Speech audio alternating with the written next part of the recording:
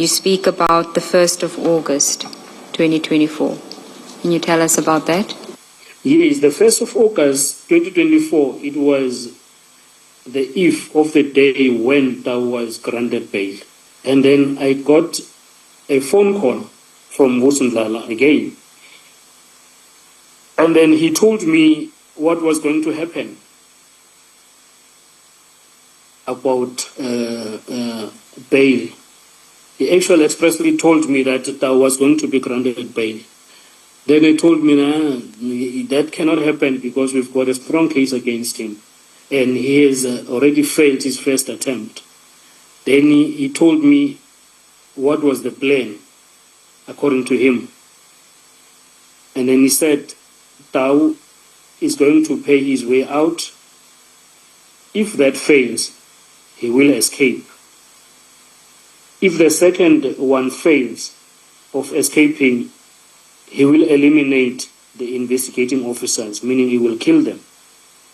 Then I said, he's just making stories. That's not going to happen, meaning getting bail, not talking about killing or escaping. I was talking about bail because I was so strong that the case that we had against him is actually very strong. And then now I reported this call only to the second witness because I didn't really make something big out of it. I said, I told her to say, hey, I got the call from this person because now she knows him because we've just attended the party there. This is what he is saying.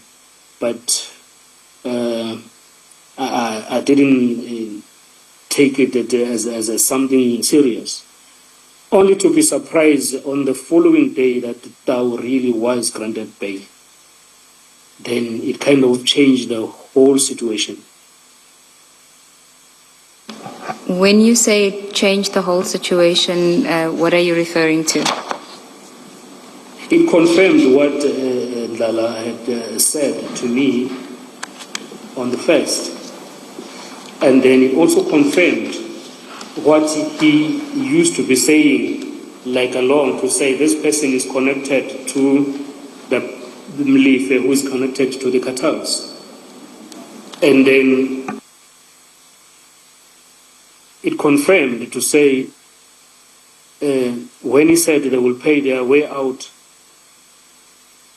or if that doesn't happen, they will kill the investigating team. Then I could see that one of what he said, one thing of the three things that he said will happen has just happened. So now it meant we needed to run fast to stop them doing maybe the second or the third step on the things that he said would happen. Continue. And then I called him again. I called him again on WhatsApp call. And then as I called him, he said, when he answered the call, he said, yes, I told you.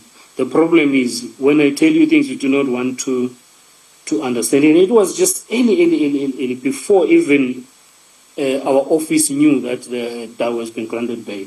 Then he said, I told you, the problem you do not want to listen to me when I tell you things. Then I asked him, how did you know? Then he told me that he was called by General Shibiri, who told him that, hey, Tau had just been released in Vereeniging on bail of 10,000. Now, my suspicions that I had that were not confirmed were coming to reality now to say, hey, what I was suspecting with the parties going to his office, could it be that he knows something that we don't know? Witness? Yes, Commissioner. Yes. What did you understand him, or what did he mean when he said, he also said that I did not want to listen to him when he tells me about such things? What does that mean? You discuss with him ordinarily and his place in your work? He will tell me a lot of things about this case, amongst the things that he will tell me is to say, hey, recuse yourself from this investigation because it is dangerous. The people that are behind this case are actually dangerous. You will get yourself killed. Then I will take it as if just someone who just want to intimidate you. Then I'll say, hey, it always happens. And then he will go on and say, the person that you're working with, who is now witness B, is not telling you that she has already received money in order for her to release Tau or not to oppose bail for Tau. Then I told him that is impossible. It's not going to happen. So in a nutshell, those are the things that he was telling me.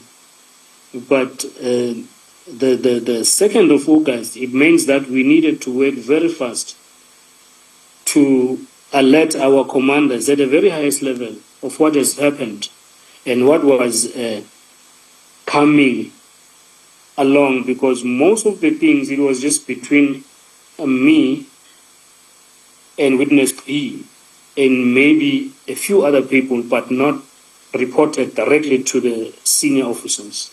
But on that day, we thought that we actually need to report this and lay the foundation as we were coming from the first appearance to this day, so that the senior officers can take a decision from there. But other than that, we were feeling scared. We were feeling really, really scared. To such that I requested to be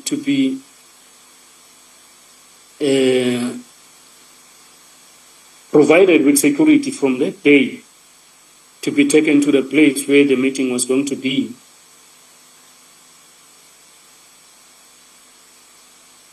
In order for us to pave the way forward. And then we held a meeting that took us through, not through the night, but it took us late into the night, trying to think what it is that we need to do, how are we going to approach this, who is going to be looking at our safety, because at the meantime we were also waiting for the TRA application that was in place, that was applied for. You say that, I hope I won't be making you repeat something that you've said. You say that at the time you had the telephonic interaction with Mr. Ndlala. Yes. Only 2 of you investigators were remaining. Originally, as I understand, there were 5 of you, not so? That is correct. What had since happened to the other 3 investigators? The other 3 investigators had recused themselves. So I'm not used to it in the context of investigators. Can you explain what you mean? Yes, Chairperson, I'm using it in lack of a better term to use, but they have gone out of the investigation. They were no longer part of the investigation. They had withdrawn. They had English term for that. They had withdrawn as investigators. That is correct. Thank you, Chairperson. Yes, they had already withdrawn themselves from investigation. The reasons being?